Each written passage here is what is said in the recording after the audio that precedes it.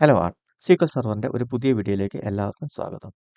ഈ വീഡിയോയിൽ നമ്മൾ ഡിസ്കസ് ചെയ്യാൻ പോകുന്നത് ഇപ്പോൾ നമുക്ക് ഒരു ഡാറ്റാബേസ് ഉണ്ട്. ആ ഡാറ്റാബേസിൽ ഉള്ള എല്ലാ ടേബിൾസിൻ്റെയും നെയിംസ് നമുക്ക് എങ്ങനെ സെലക്ട് ചെയ്തെടുത്തുകൊണ്ട് വരാം, അതും ക്വറി വഴി. അതാണ് നമ്മൾ ഈ വീഡിയോയിൽ ഡിസ്കസ് ചെയ്യാൻ പോകുന്നത്. നമുക്കിതിൻ്റെ ഒരു എക്സാമ്പിൾ നോക്കാം. നമുക്ക് ഇപ്പം ഒരു ഡാറ്റാബേസ് ഉണ്ട്, കമ്പനി എന്ന് പറയുന്നൊരു ഡാറ്റാബേസ് ഉണ്ട്. ഈ ഡാറ്റാബേസിലെ എല്ലാ ടേബിൾസും നമുക്ക് സെലക്ട് എടുത്തുകൊണ്ട് വരണമെങ്കിൽ നമുക്ക് select star from selecting the spelling select star from sys objects.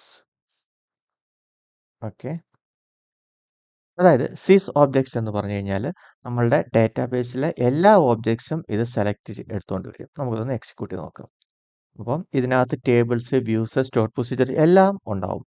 അപ്പോൾ ഇതിൽ നിന്ന് ടേബിൾസ് മാത്രം നമുക്ക് എടുക്കണമെങ്കിൽ നമുക്ക് എക്സ് ടൈപ്പ് വെച്ചിട്ട് ഫിൽട്ടർ ചെയ്ത് കൊടുത്താൽ മതി. X type where X type is equal to table എന്നുള്ള ടേബിളിൻ്റെ എക്സ് ടൈപ്പ് എന്ന് പറയുന്നത് യു ആണ്, അതായത് യൂസർ ഡിഫൈൻഡ് ടേബിൾസ്. നമുക്ക് യു കൊടുക്കാം. അപ്പോൾ ഇതിനകത്തുള്ള ടേബിൾസ് മാത്രം നമുക്ക് സെലക്ട് എടുത്ത് റിട്ടേൺ ചെയ്യും. അതേപോലെ തന്നെ നമുക്ക് ടേബിൾസിൻ്റെ പകരം വ്യൂസ് വേണമെങ്കിൽ നമുക്ക് ജസ്റ്റ് വ്യൂ കൊടുത്താൽ മതി. വ്യൂ വെച്ചിട്ട് നമുക്ക് എക്സിക്യൂട്ട് ചെയ്താൽ നമുക്ക് ഇതിനകത്തുള്ള വ്യൂസ് മാത്രം കിട്ടും. അപ്പോൾ ഈ എക്സ് ടൈപ്പിൻ്റെ വാല്യൂസ് എന്തൊക്കെയാണ് നമുക്ക് കൊടുക്കേണ്ടതെന്ന് അറിയാൻ വേണ്ടിയിട്ട് നമുക്ക് MSDൻ്റെ ഒരു സൈറ്റ് ഉണ്ട്. അവിടെ പോവുകയാണെങ്കിൽ നമുക്ക് വ്യൂ ഇതിനകത്ത് പോയി കഴിഞ്ഞാൽ കംപ്ലീറ്റ് ഡീറ്റെയിൽസ് നമുക്ക് ഇവിടെ നിന്ന് കിട്ടും. ഓക്കെ, സിസ്റ്റം ടേബിൾ വേണമെങ്കിൽ നമ്മൾ യൂസർ ഡിഫൈൻ ടേബിൾ ആണ് കൊടുത്തത്. സിസ്റ്റം ഡിഫൈൻ ടേബിൾ വേണമെങ്കിൽ എസ് കൊടുക്കുക. അങ്ങനെ ഓരോന്നും എന്തൊക്കെ കൊടുക്കണം എന്നുള്ളത് നമുക്കിവിടെ ക്ലിയർ ആയിട്ട് കൊടുത്തു. സ്റ്റോർഡ് പ്രൊസീജിയറിന് പി കൊടുത്താൽ മതി. അത് നമ്മളിപ്പം ഇതിന് പകരം പി കൊടുക്കുകയാണെങ്കിൽ നമ്മൾ ഇതിനകത്ത് ക്രിയേറ്റ് ചെയ്തേക്കുന്ന സ്റ്റോർഡ് പ്രൊസീജിയർ കംപ്ലീറ്റ് ചെയ്ത് റിട്ടേൺ ചെയ്യും. അപ്പോൾ ഇതിനകത്തുള്ള കംപ്ലീറ്റ് സ്റ്റോർഡ് പ്രൊസീജിയറും ടേബിൾസും വ്യൂസും ഒക്കെ എങ്ങനെ നമുക്ക് ക്വറി വഴി ചെയ്യണം എന്ന് ചോദിച്ചു കഴിഞ്ഞാൽ നമുക്ക് ഈ രീതിയിലാണ്. ഇതാണ് ഒരു മെത്തേഡ്. ഇതുകൂടാതെ നമുക്ക് ഒരു മെത്തേഡും കൂടെ ഉണ്ട്.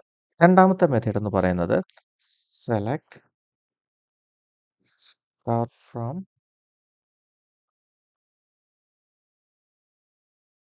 sys dot tables.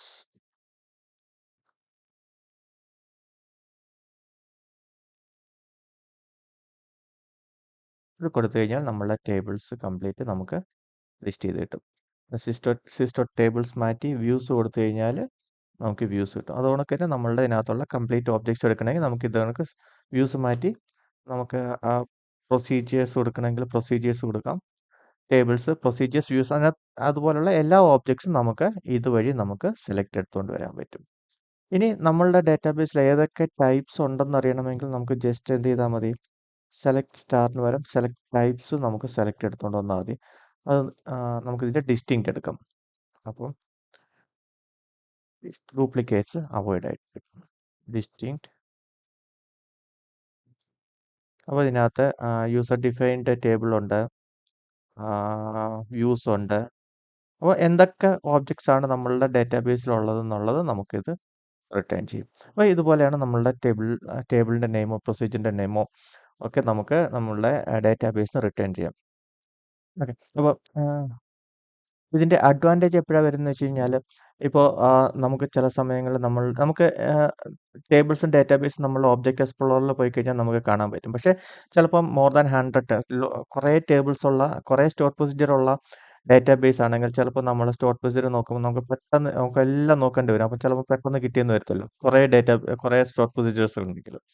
അപ്പോൾ ആ കേസസിൽ നമുക്ക് ആ സ്റ്റോർ പ്രൊസീജിയറിൻ്റെ പേര് ഏകദേശം ഒരു ഐഡിയ ഉണ്ടെങ്കിൽ നമുക്ക് ഇവിടുന്ന് തന്നെ ഫിൽട്ടർ ചെയ്തെടുക്കാം. Select star from sys dot procedures where name like നമുക്ക് എന്താണോ കൊടുക്കേണ്ടത് നമുക്കത് കൊടുത്താൽ മതി. ഇൻസേർട്ട്.